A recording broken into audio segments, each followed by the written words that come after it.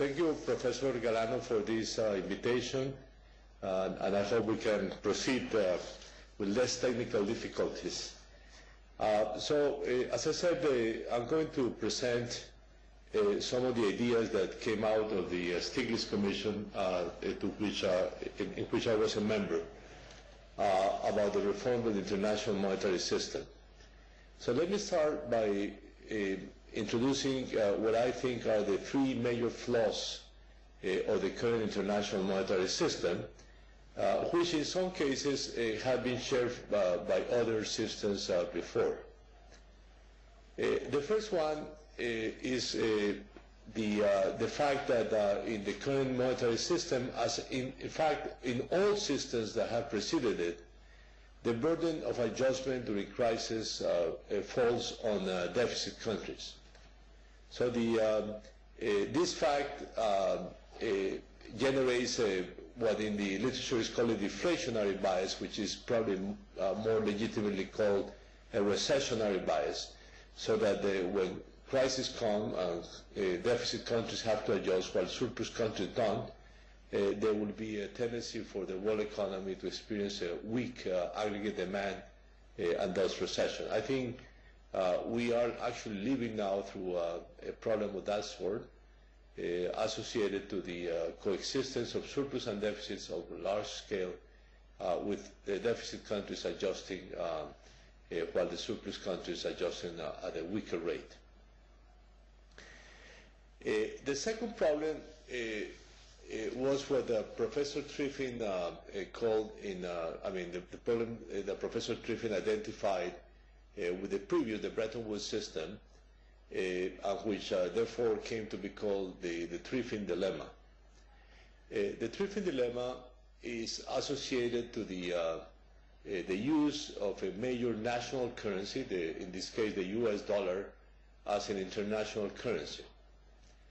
Now the problem that, according to Professor Triffin, that generates is the fact that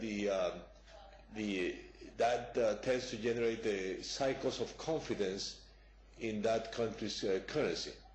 So there are periods in which there don't seem to be limits on the capacity of the deficit of the major currency country to incurring deficits, but that could lead to loss in confidence in that currency, and thus to a different phase of the cycle when there is a tendency to the depreciation of that currency and a correction of its balance of payments deficits. Now, this problem, in a sense, became even stronger after the collapse of the Bretton Woods system, because under the previous system, the US dollar was convertible into gold.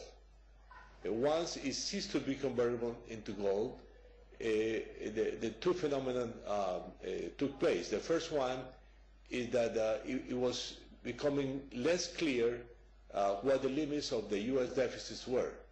And in fact, the US has incurred in increasing deficits through three cycles that we have experienced since the fall of the Bretton Woods system. One in the 1970s, one in the 1980s, and a much longer one over the past 2 decades, in such a manner that the deficits have actually been increasing through these cycles. Now, the correction that takes place later on, of course, generates a lot of uncertainties about the anchor of the global currency. And in a sense, what we have then is an anchor or on an unstable currency. So the major reserve currency, the US dollar, lacks, in a sense, what should be of the essence of an anchor currency, that is stability. The third problem is the most recent one, and is associated to the monetary and financial instability that developing countries and particularly emerging markets have faced since the 1980s. The major problem here is that developing countries have learned that the only security that they have to manage these strong swings in the availability of finance is by accumulating a large amount of foreign exchange reserves. So the accumulation of reserves has become massive, particularly since the Asian crisis. If we go back to the 1980s, developing countries, on average, held international reserves of around 3% of GDP. By 2007, they have accumulated, in the case of the middle-income countries, excluding China, slightly over 20% of GDP, and low-income countries about 16% of GDP. So there was a huge and generalized and massive accumulation of international reserves that, of course, helped developing countries weather the recent world financial crisis, but do have a major problem because it implies, in fact, that there is a flow of resources from developing countries to the United States and the euro area, to the extent that the euro area is also a source of reserve currencies. Now, that, of course, is a negative flow of resources for developing countries, but it's also a source of, let's say, of less limits on the capacity of the U.S. During booms, as it would happen during 2003, 2007, to manage less limits on the capacity to run deficits. So it contributed to what we call in these debates the global imbalances that characterized and was one of the sources of the recent world financial crisis. For all these reasons, we believe in the Stiglitz Commission that the system has to be reformed. Now, there are, in a sense, two alternatives and one possibility, to call it that way. The first and the most likely alternative, in a sense the inertial alternative, will be to move into a multi-currency system. In fact, we partly are in the multi-currency system now, but still about 2/3 of international reserves are held in US dollars. So that it's a multi-currency system, but totally dominated by the United States. Now, in that system, you can say that that system could have certain advantages and disadvantages. The major advantage for developing countries is diversification. And the major disadvantage of the system is that the individual reserve currencies could be more unstable than under the current system.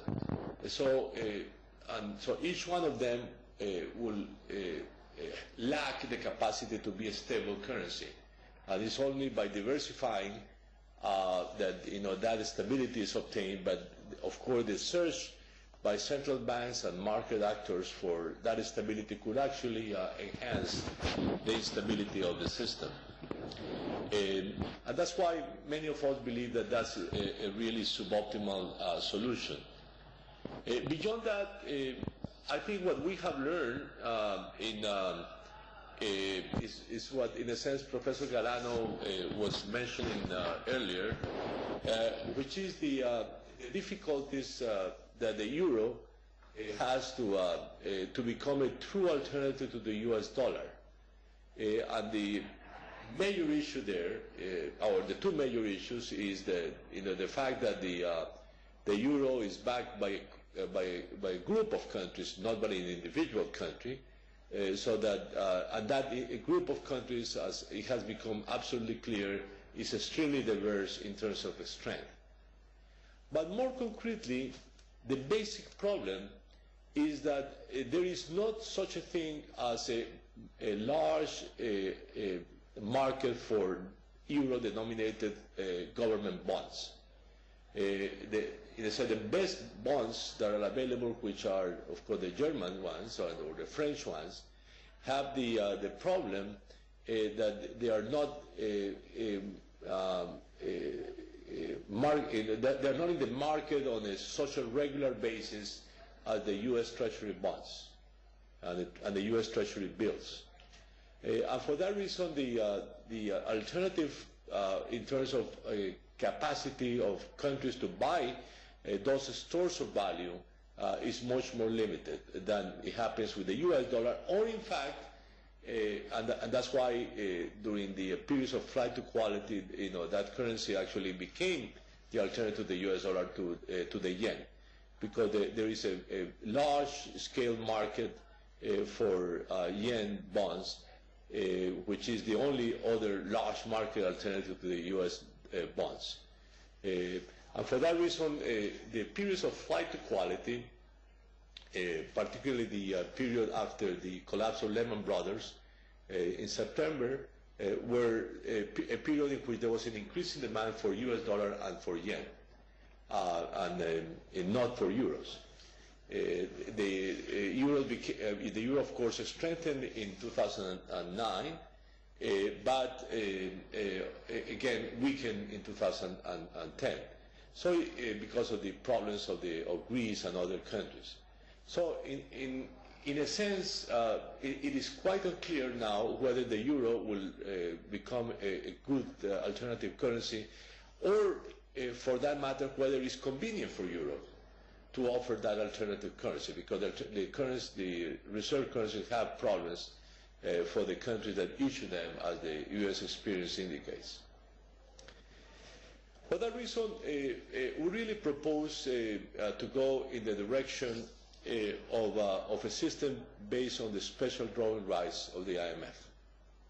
So it's in a special drawing right based system, which will have several characteristics. The first one is that SDRs will have to be issued in much larger scale. Our estimate is that on average it has to be issued between 150 and 300 billion dollars, or as we would say in Latin America, 150,000 to 300,000 million dollars annually, to even be below probably the additional demand for reserves. So the amount of issuance will have to increase massively with respect to the past history. And in fact, the issuance of SDRs last year is the only time where you see an issue of that scale. The second characteristic, in a sense, that we propose is that issuance should be countercyclical. So during booms when, in fact, the dollar has no problem being demanded as a store of value, there will be no issuance of SDRs, or very limited one. So it is during crisis that most of the issuance will take place. And that is very important, not only to avoid the inflationary effects during boom periods of the world economy, but actually will also help to give additional demand during crisis when the problems of the asymmetric adjustment of deficit versus surplus countries tends to reduce world aggregate demand. And in that regard will be is a monetary instrument of a global level of a countercyclical character, similar in a sense to what central banks at the national level or the European Central Bank at the regional level have been doing in recent years. The third issue that is important to discuss is whether the SDRs will be also a transaction currency, or will only be a store of value. In our proposal, in a sense, our proposal is basically to keep it as a store of value. And that's why we talk about reforming the global reserve system, not necessarily the global monetary system. Now, that, I think, will imply basically that for transaction purposes, the US dollar and the euro and all other currencies that are now used, and eventually, of course, the renminbi, will be used for transaction purposes. That some people argue will limit the demand for special drawing rights, and thus is a suboptimal system. But on the other hand, it has the significant advantage that it makes this reform acceptable to the United States, which is, of course, essential to any reform that will take place. So I actually think that this division in which we basically concentrate in the short term in reforming the global reserve system rather than the broader monetary system is probably an adequate way to go.